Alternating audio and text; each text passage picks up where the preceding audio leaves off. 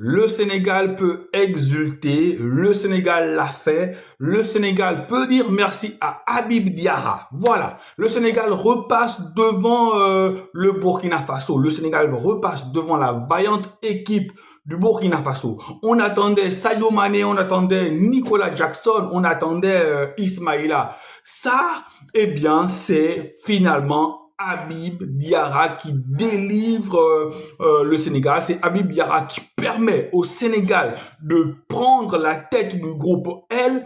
Pape Diop, on va dire que a eu du flair, voilà, en sortant Ismaïla Sarr pour mettre Habib Diarra à la place. Ismaïla Sarr, pour ma part, qui a été presque transparent dans ce match-là. Ismaïla Sarr n'a pas fourni le rendement qu'on lui connaît. Ismaïla Sarr, voilà, a traversé ce match-là comme un fantôme. Je ne sais pas ce que vous en pensez, amis sénégalais, du match de Ismaïla Sarr, mais pour ma part, Ismaïla Sarr n'a pas pesé dans ce match-là. Donc, on était là face aux deux meilleures équipes du groupe.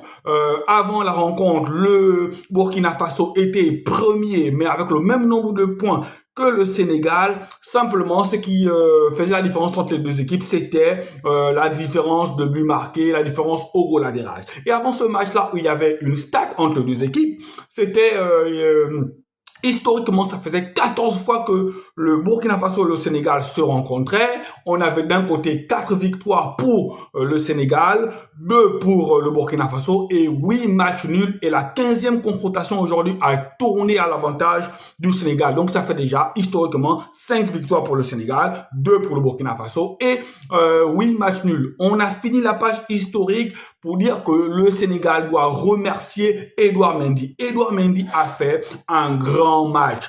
Un autre gardien qu'Edouard Mendy dans les cages aujourd'hui, je pense que le Burkina Faso, qui n'a pas démérité, le Burkina Faso aurait pu terminer ce match-là avec 3 buts ou 2 buts d'avance sur le Sénégal. Parce que, on va pas se mentir, le Burkina Faso a eu les meilleures occasions du match. Le Burkina Faso a eu les meilleures situations. Le Burkina Faso n'a juste pas été réaliste. Le Burkina Faso n'a pas été efficace devant le but. Le Burkina Faso, voilà, n'a pas des attaquants de la trempe du Sénégal. On va pas se mentir, le Burkina Faso n'a pas les attaquants de la trempe du Sénégal, même si les attaquants du Sénégal n'ont pas marqué aujourd'hui. Ben, il faut dire qu'intrinsèquement, quand on prend l'attaque du Sénégal, les joueurs offensifs du Sénégal, le Burkina Faso, ceux du Burkina Faso ne sont pas du même niveau que ceux du Sénégal. Raison pour laquelle les actions que les attaquants ou les joueurs offensifs du Burkina Faso ont eues, ben, je peux vous dire que si c'était de l'autre côté les joueurs sénégalais qui les avaient, eh bien, ce match-là aurait pu être plié par un sévère 3-4-0. Donc, pour ma part, le Burkina Faso a bien joué le match.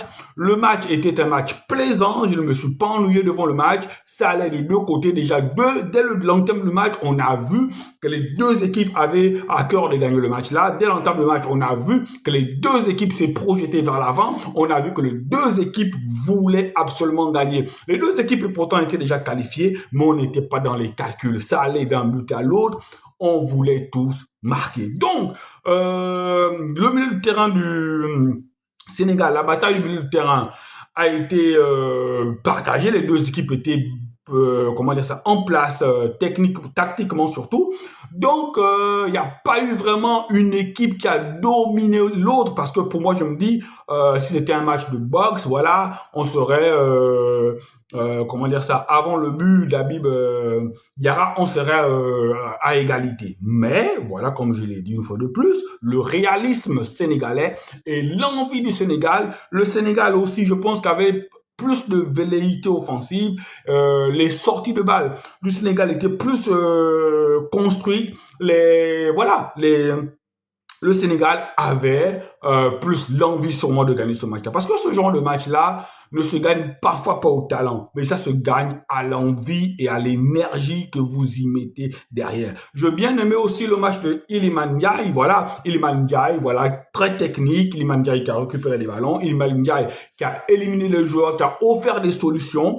Donc, je peux dire que Sadio Mané aussi qui a fait son match en tant que bon soldat, en tant qu'ancien, en tant que le leader d'attaque, en tant que celui-là qui lui a montré la voie. Sadio Mané a montré la voie. Sadio Mané a fait des conservations de balles. Sadio Mané a provoqué sur son côté, même s'il avait aussi un sérieux client parce que le latéral burkinabé était vraiment sur lui. Et de l'autre côté aussi, j'ai bien aimé le match de Crépin Diatta. Je ne sais pas ce que vous, amis sénégalais, vous avez pensé du match de Crépin Diatta, mais Crépin Diatta, sur le côté en latéral, ça a été très propre, ça a été techniquement juste, ça a été des contrôles magnifiques. Donc Crépin Diatta, j'espère que son genou, c'est pas trop grave parce que c'est un joueur qu'on a envie de voir toujours sur les terrains. Maintenant, pour ma part, la défense du Sénégal a été un peu lourde parce que dès l'entame du match, on a vu cette tête-là arrêtée par Edouard Mendy. Et Edouard Mendy, à chaque fois, criait sur sa défense parce que sa défense n'était pas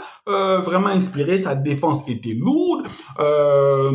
Kalidou Koulibaly, qui a été longtemps le meilleur défenseur pour moi du monde, eh bien, parfois, il était limite, il s'est fait parfois dépasser. Donc, le plus important, je pense que c'était les 3 points. Et le Sénégal en ce moment contre 13. Je pense que le Sénégal finira premier de ce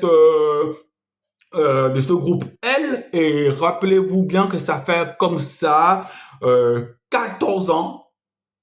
Non, ça fait 10 ans, oui. Ça fait 10 ans que le Sénégal finit systématiquement maintenant ses matchs de qualification en tête de son groupe. 10 ans, les gars. La dernière fois que le Sénégal a fini deuxième de son groupe, c'était en 2014 et ça avait été la Tunisie qui avait terminé premier. Donc, ça fait 28 matchs d'invincibilité pour le Sénégal. Eh bien, le Sénégal est tout simplement encore toujours parmi les favoris, parmi les équipes sur lesquelles on compte pour la victoire finale. Et je vais dire une fois de plus, merci à tous mes abonnés sénégalais parce que la vidéo d'avant-match que j'ai postée sur la rencontre entre le Burkina Faso et le Sénégal a fait plusieurs vues. Vous avez été nombreux à vous abonner. Je dis aussi merci à mes abonnés du Burkina Faso parce qu'ils se sont aussi abonnés. Voilà, je dis, le Burkina Faso, vous n'avez pas démérité. Le Burkina Faso est une belle équipe. Le Burkina Faso est venu jouer ce match-là avec des joueurs clés qui n'étaient pas là. Donc, le Burkina Faso est qualifié. Je pense que